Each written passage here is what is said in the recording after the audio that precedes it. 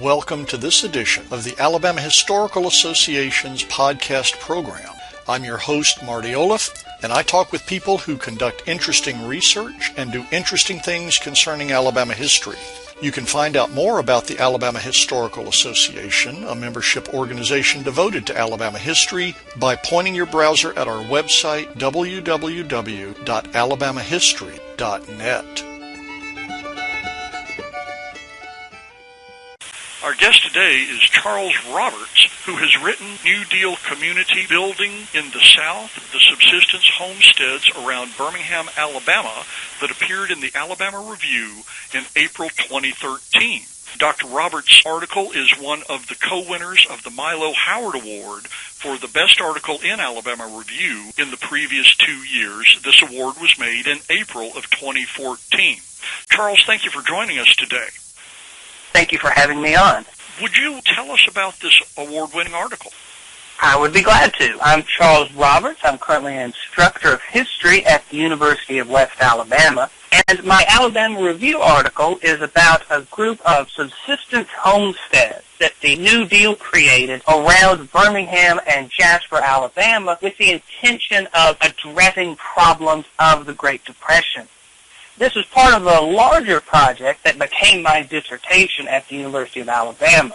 I'm looking at the way that the New Deal approaches questions of how do we fix problems in the rural Great Depression. At the beginning of the New Deal, there were a variety of different programs, and subsistence homesteads became one of these. And looking at this particular group of them, that's what my article is about.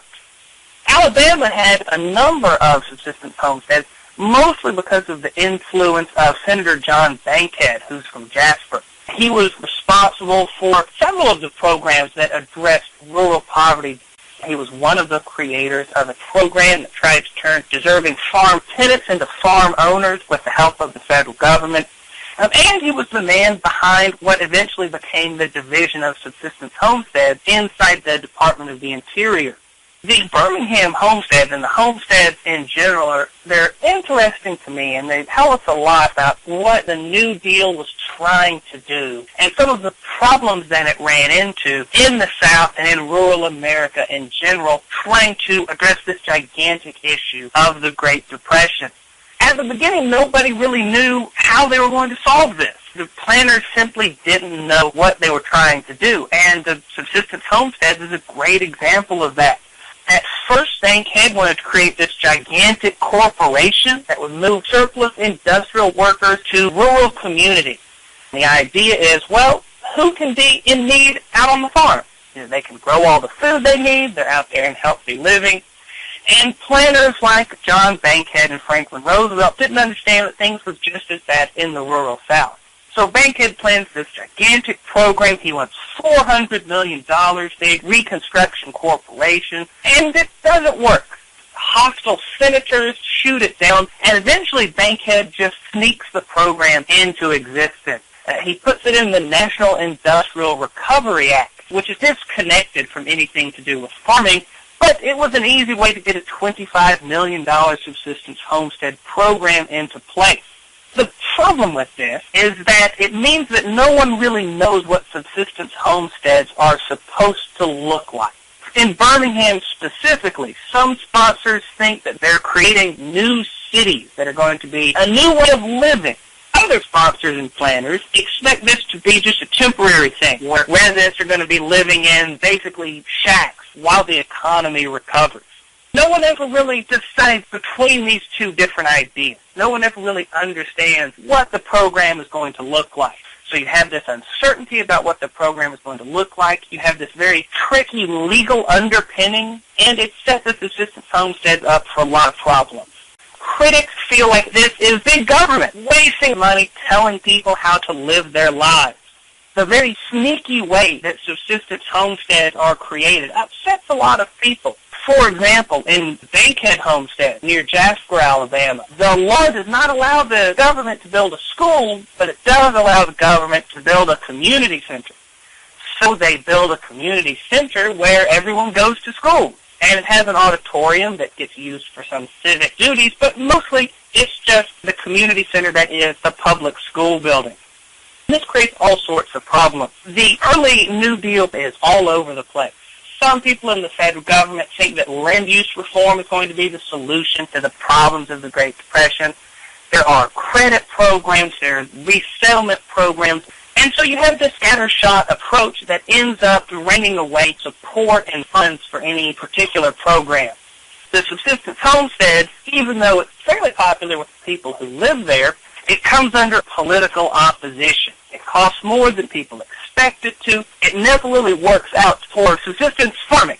The purpose of these communities are for people to move to this better place. They're not going to be living in an urban center.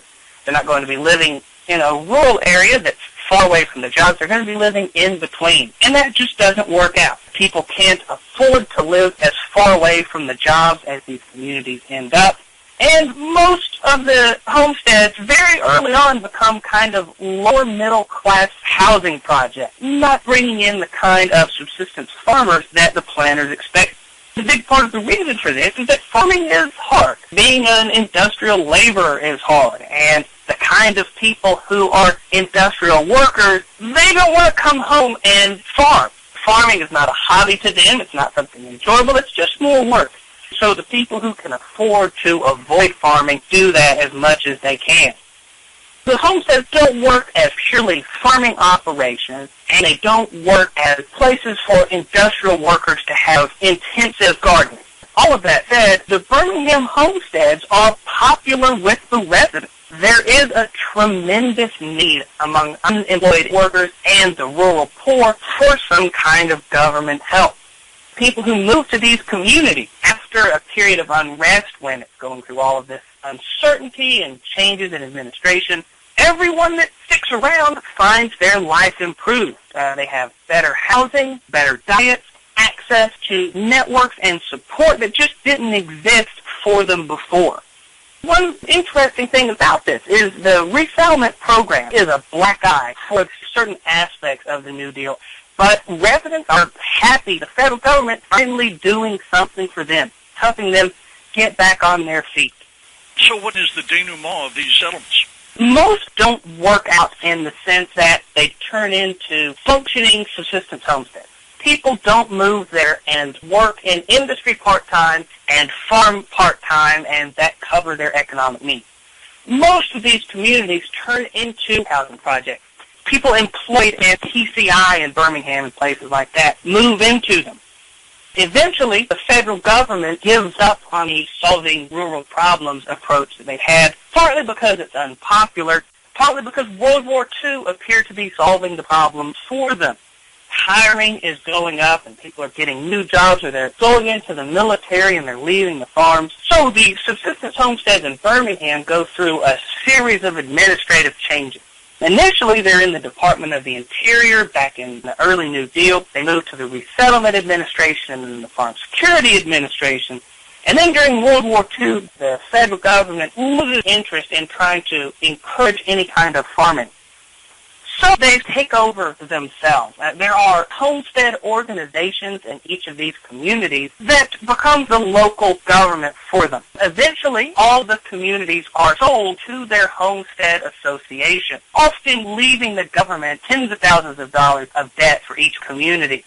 By 1945 or so, practically speaking, all of the subsistence homesteads had become housing communities.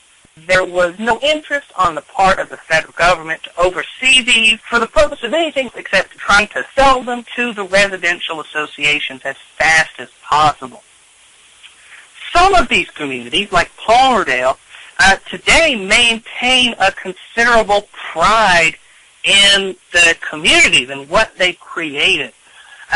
But the federal government gives up on these communities much sooner than do the residents. Is this part of a larger study that you're going to continue? This was part of my dissertation, which is now hopefully coming out in book form sometime in the next year with the University of Tennessee Press. And I started specifically with the Birmingham homestead. I was looking at how the New Deal changed the way rural residents thought of themselves, ideas of citizenship, and the New Deal in the rural South. I kept running into the problem of not being able to find a single book that explained this program from the top to the bottom. And I figured that if I needed it, other people would need it. Well put. Congratulations on being a co-winner of the Howard Award. Please tell me what the working title of your forthcoming book is going to be. The working title right now is Secure Through the Good Earth, the Farm Security Administration, Rural Poverty, and the South. Tell me when you think the book will come out. Spring of 2015 with the University of Tennessee Press. That's wonderful, and thank you for joining us today, and congratulations again on winning the Howard Award. Well, thank you very much for letting me take part in this. I appreciate it.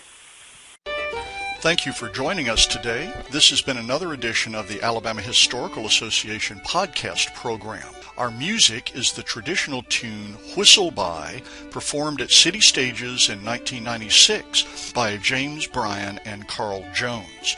It's provided courtesy of the Alabama Folklife Association, which you can find on the web at alabamafolklife.org.